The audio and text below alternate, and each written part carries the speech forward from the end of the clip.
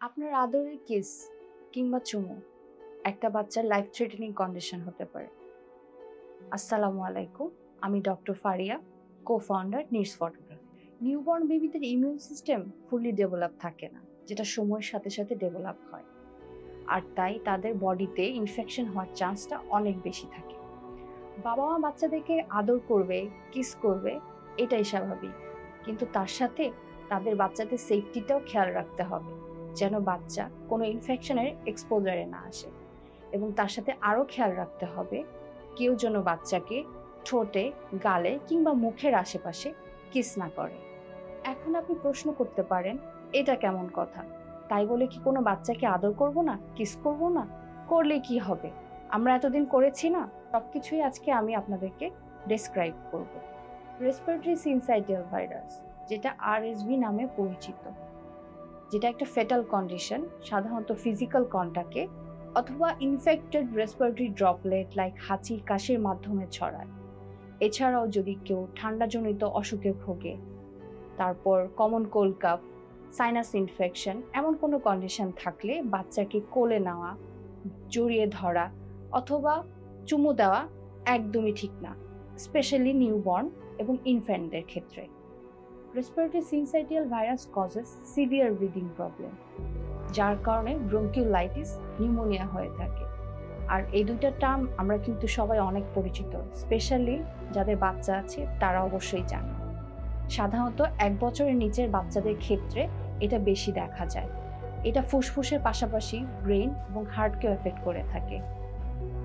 আর সদ্য জন্ম নেওয়া অথবা যার বয়স পৃথিবীতে মাত্র কয়েক মাস, তার ডেভেলপিং ইমিউন সিস্টেম এমন ভয়াবহ ভালনারেবল ইনফেকশন কিংবা ডিজিজকে রেজিস্ট করার ক্ষমতা রাখে না।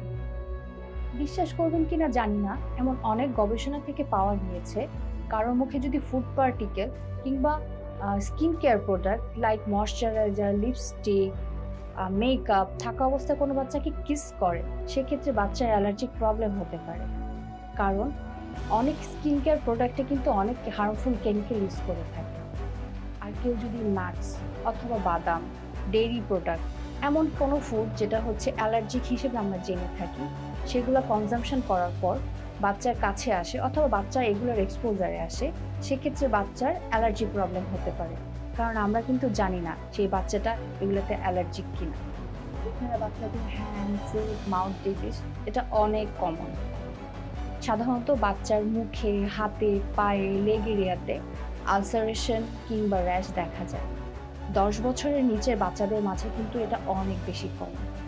এটা লাইফ থ্রেটেনিং কন্ডিশন না হলেও বাচ্চাদেরকে অসুস্থ করে তোলে এবং ইমিউন সিস্টেম যাদের অনেক উইক তাদের মাঝে সবচেয়ে বেশি দেখা যায়। স্কুল গোয়িং বাচ্চাদের ক্ষেত্রে এটা কিন্তু ছড়িয়ে পড়ার চান্স অনেক বেশি থাকে, যেহেতু এটা কন্টাক্ট ভাইরাস। তাহলে এত কিছু প্রিভেনশন কিংবা প্রতিকার কি? আমরা সবাইকে অ্যাওয়ারনেসের মাধ্যমে বোঝাতে পারি যে এটা কতটা ডেঞ্জারাস এবং কতটা রিস্কি। একটা বাচ্চাকে আদর করা, কিস করার মাধ্যমে কিভাবে জান ছড়ায়। Educating other is the great way to help them.